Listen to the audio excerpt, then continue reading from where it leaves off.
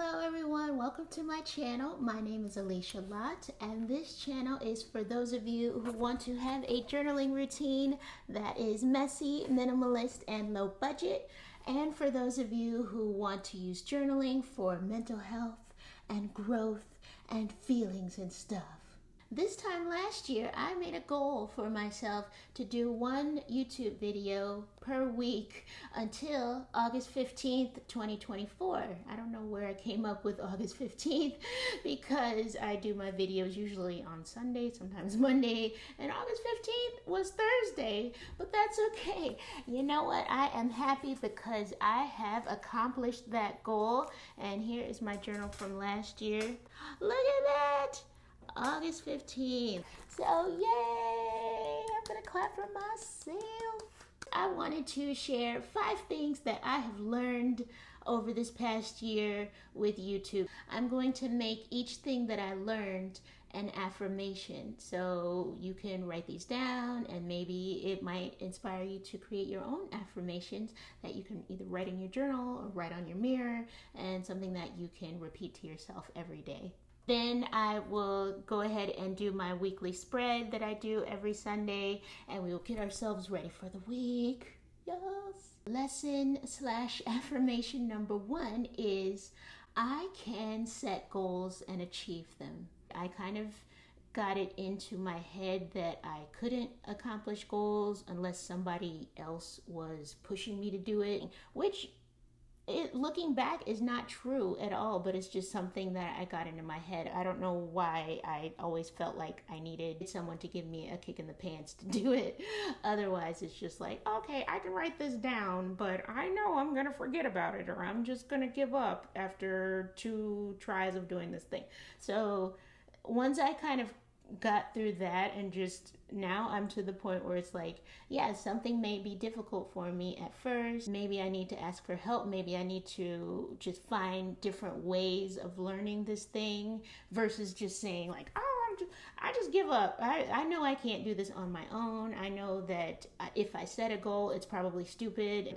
I guess I've become more independent in the way that I do things, and knowing that now at the same time, knowing that yes, my brain works differently sometimes, and I do need to ask for help. It's okay to ask for help. Don't just depend on one person either.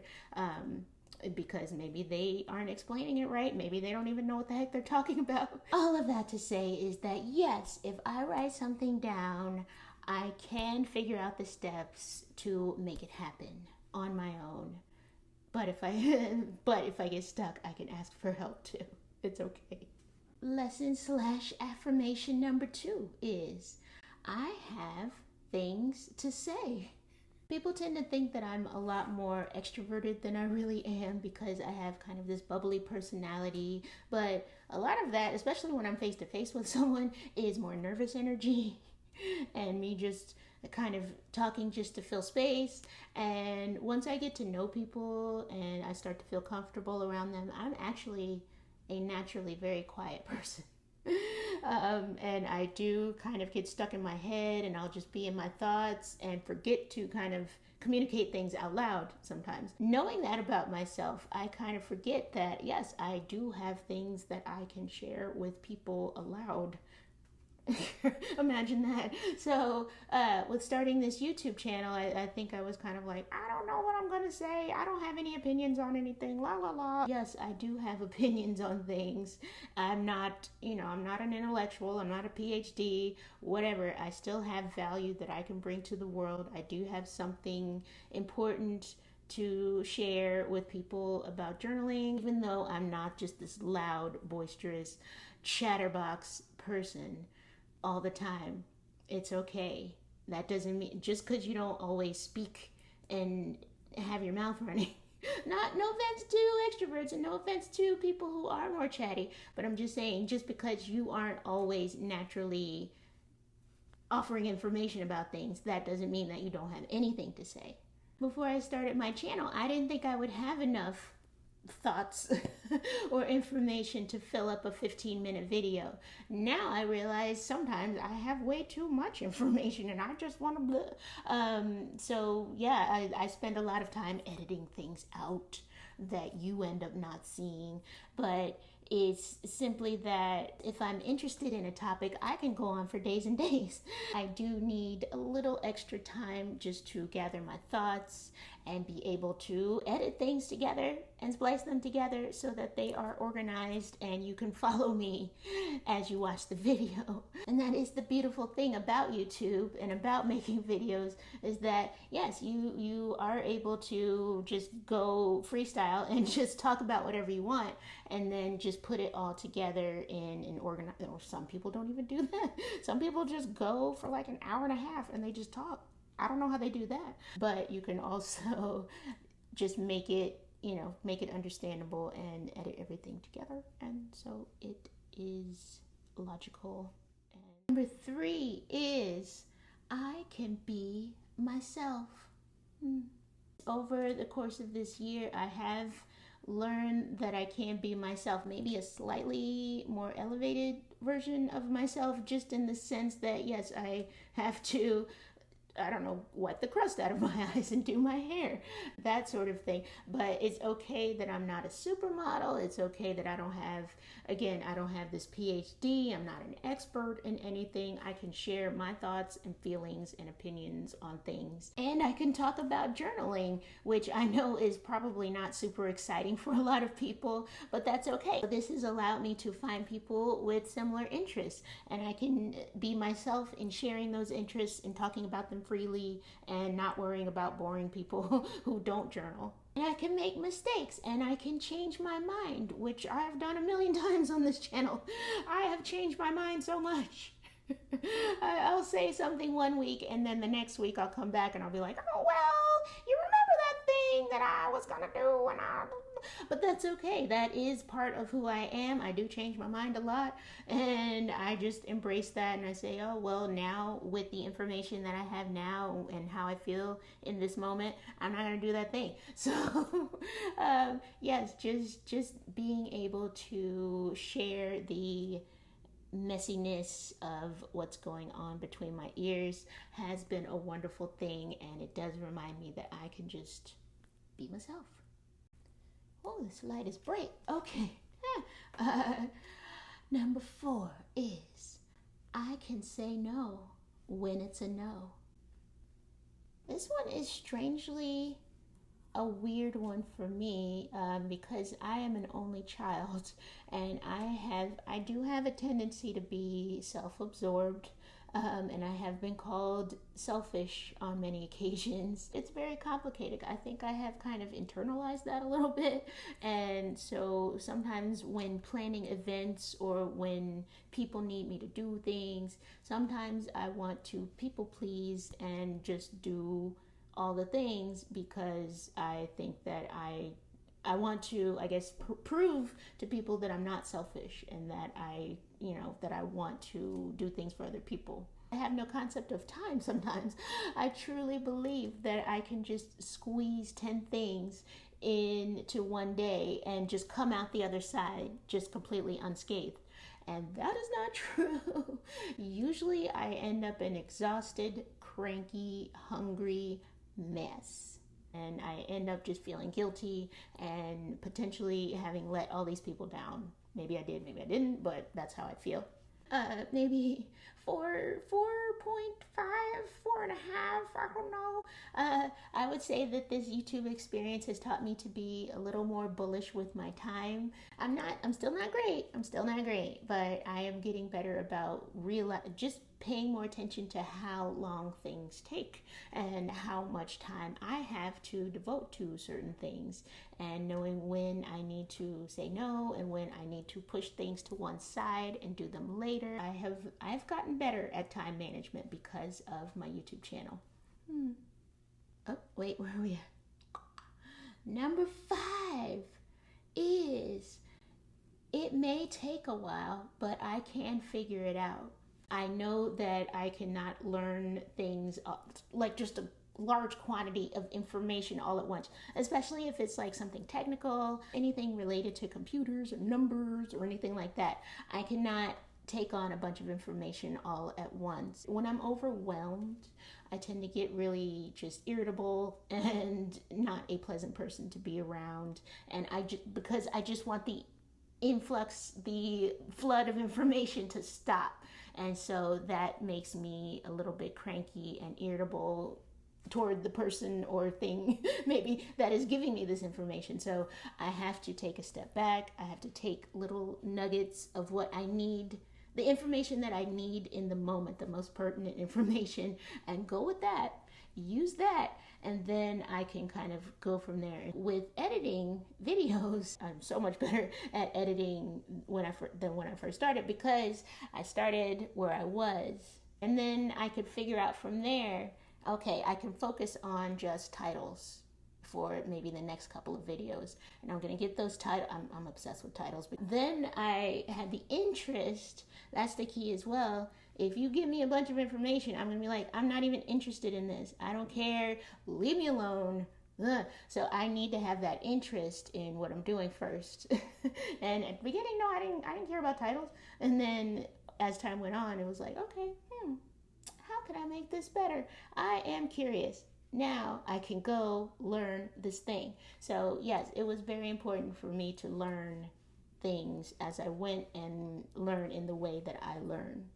I got another one. So number 6 is, our mantra is, I'm not going to look for passion. I'm going to look for, I could continue doing this. Business tycoon and Shark Tank investor Mark Cuban said that instead of following your passions, what you should follow is follow your effort. No one quits anything they're good at. If I followed my passion, I'd still be trying to play professional basketball. This resonated with me so much because I have spent the majority of my adult life trying to find my passion. I just thought my passion was just this thing that was floating in the air, and it was just gonna land squarely in my lap, and I would just be able to go forth and be super successful doing that thing. Now I can say that I do have passions. I just had to actively go out and find them and try different things. My very, very, very first YouTube video was a little cooking video called, it was just how to cook beans. That was back in 2013, I believe. I think that's the thing. I just wanted to make YouTube videos.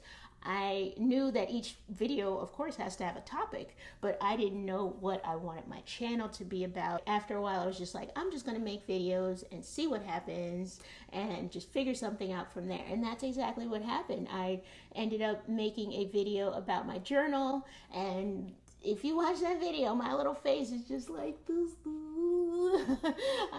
I'm so hyped to talk about my little journal. And I didn't even know at that time, I knew, of course, that I liked journaling.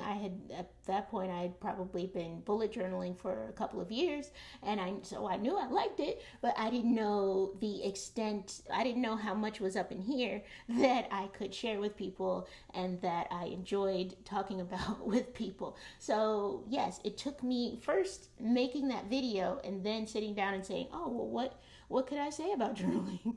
Oh, I have quite a bit to say about journaling. So, but didn't know prior to deciding to make that video. Maybe a certain aspect about a thing seems interesting to you, or it's just something that you have to try. So maybe try that, and along the way you will find your passion versus waiting. If I had waited for like this perfect YouTube channel idea to come to my mind, I probably never would have made a video. Just jump in, just try it and see how it goes. And then you may decide you don't even like YouTube at all. So, and then you saved a lot of time because you weren't sitting there trying to think of this perfect topic and then doing the video.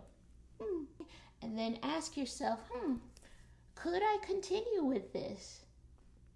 And then if you could, if there was at least some aspect of it that you enjoyed, then keep going and just see how it goes from there. See what you learn, see what you like and dislike, and maybe a passion will develop from that. I am so happy. I've had people follow my channel for quite some time, and I'm just so pleased to see you week after week. If you haven't subscribed, this is a good time to do so. I hope you will join me for the next year. Maybe I'll go until August. It'll be a Sunday. I'll put a Sunday this time for my goal. But yes, this time next August, I will hopefully see you, and hopefully you'll leave me a comment and we'll say hi. But you don't want to hear about that. You want to get on with the weekly spread. So let's get started. Let's set up our weekly spreads and get ready for the coming week. Okay, now we are at the quote of the week. All right, let me flip it. Okay, don't get vertigo. All right, so our quote of the week is, "Embrace the glorious mess that you are." And that is by Elizabeth Gilbert. So yes, Elizabeth Gilbert, famous for the book Eat, Pray, Love, and also the book Big Magic, Creative Living Beyond Fear. And so this page is it's nebulous right now. I used to have it as a week in review. So I would do two sections. I would just split the page in half, and I would do little check boxes. And at the top, I would have things that I did well over the past week, and at the bottom, I would have things that I didn't do so well. And then at the bottom, I'd have the cute little quote for the week. So now I put the quote in the back cover, and week in review started to become a chore, and it started to become basically just 15 minutes of me just beating myself up over things that I did wrong. And I didn't like that feeling after a few months of doing that. So it didn't start out that way, but yeah, over time it was just like, yes, I did all these things well, and I did an equal number of things not so well, and I would just focus on that. Or I did fewer things, even if it was like only 2 or 3 things that I did not so well down here, and I did all the things very well at the top. Doesn't matter. I would focus on the negative. So I didn't like that feeling after a few months, and over time I just started to skip doing the week in review altogether, and then it became like a chore. And it started out, I was doing it on Sunday, and then it just moved to Monday and Tuesday, and I was like, you know what, maybe I just don't want to do this all together. How about that? But now I've decided I'm going to make this page kind of a pre-weekly spread brain dump page, where it's just like I'm going to start to think about things that I need to do in the coming week, or maybe 6 months from now, or a year from now, and just brain dump on things that pop into my head related to time or events or things that I have to do. Overall, I'm trying to be more mindful of the future. I just had a video last week where I spoke about writing a letter to yourself in the future. If you haven't seen it, definitely check it out. So yes, I want to make it more forward facing versus beating myself up for things that I've already done and I can't take back. And so yeah, I think it's important to hold on to any lessons that you learned over the past week, but at the same time, you just have to get rid of regrets and stop beating yourself up over those things. And we're just gonna plan for 15 minutes, and then I would do my weekly spread, and I can copy the things from the brain dump into the weekly spread. Boom. And more future stuff. I mentioned this last week, but I wanted to show you officially. I made a future log in my journal. So yeah, I've been going back to the bullet journal method by writer Carol. It just felt very mathematical and analytical, the way he had all the symbols, and you had a symbol key and all of that. I'm like, I don't want to mess with symbols and have this whole thing that I have to memorize every week. I'm good.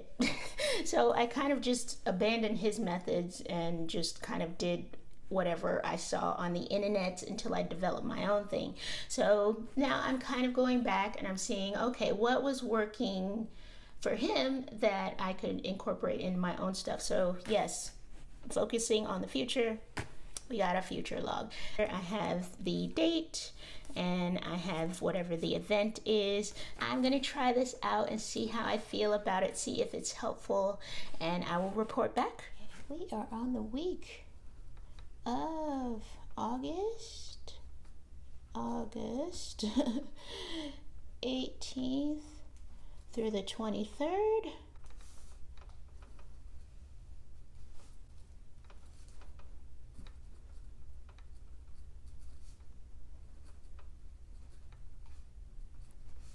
These are my daily habits that I endeavor to do most days. I almost never have a perfect row all the way down though, but I try to celebrate when I do.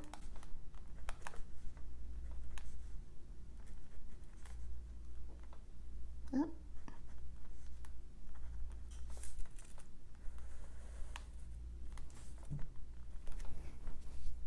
And now I'll do my to-do list. So my plan this week is to take the stuff that I do from my brain dump, and if there's something that's relevant for this week or 1 or 2 weeks from now, then I'll go ahead and put it on in this section here. Otherwise, then it will go in my future log, and probably if it's more than a few months out, I will put it on an external calendar. So I have a couple of calendars hanging on my walls, and so I'll go ahead and put them there. I'm trying to get away from Google Calendar because I just want to be more digitally unplugged anyway, so I feel like that's just one other thing that draws me to the computer, and then I'm sitting there looking at my calendar and all of a sudden, oh, I'm over here, I'm on Facebook.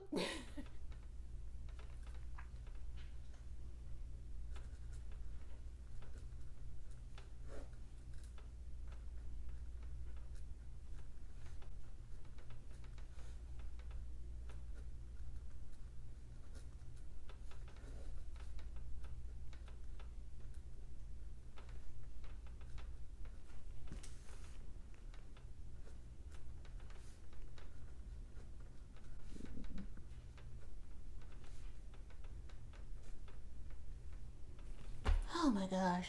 No, I didn't. Did you see what I did? I put the wrong... Where's my correction tape? No. I put the wrong dates. So, you didn't see this. It's supposed to be the 18th through the 24th. I got all the way down here and I was like, wait, the 22nd, and then that would make the 23rd Sunday, the next Saturday rather, and the math's not mathing, so figured it out. Crisis averted. And here we are with our calendar stamp. Yes.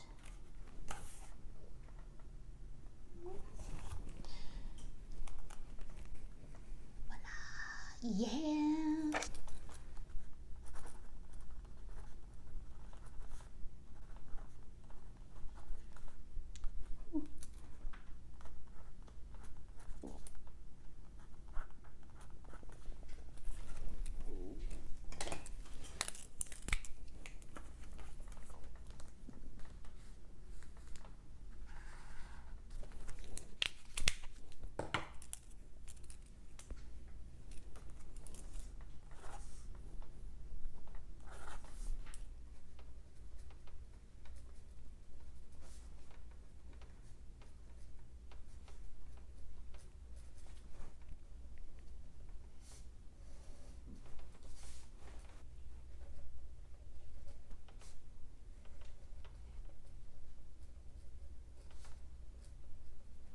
So these are my weekly tasks. I just made this section up as I went along this week because I did want it to be different from the past few weeks where it was just entirely focused on YouTube related tasks. I feel now as though I'm starting to kind of get my little routine with that down pat. I won't say it's down pat, but I will say that it's better than it was probably 3 or 4 months ago when I was just doing whatever and just doing things at the last minute. So I feel a little better about that, and now I can devote more energy, or at least more space on the page anyway, to other things. Yeah.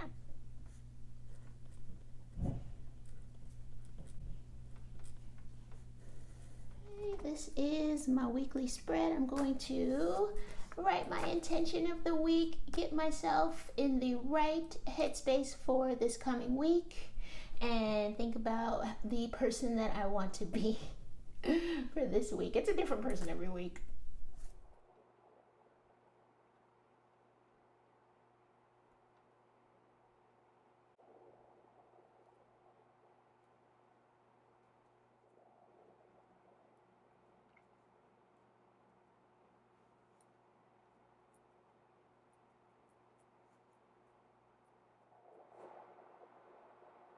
Okay, I don't know if this is an intention so much as just kind of a random statement of thoughts. And gosh, you can see all my correction tape. Anyway, I intend to look back with pride on where I was when I started journaling regularly and all the steps that led me to where I am now. Many of the accomplishments and changes I've gone through were because I took time and made space to listen to what I really wanted. What do I want? That is my weekly spread for August 18th through the 24th. And I just want to ask that you please like this video if you liked it, if it was helpful for you. Please leave me a like and also subscribe if you'd like to see more, and turn on the notification bell if you want to be really fancy and get notified that I will be posting a new video. So I hope you can join me, and I want to give you the upside down way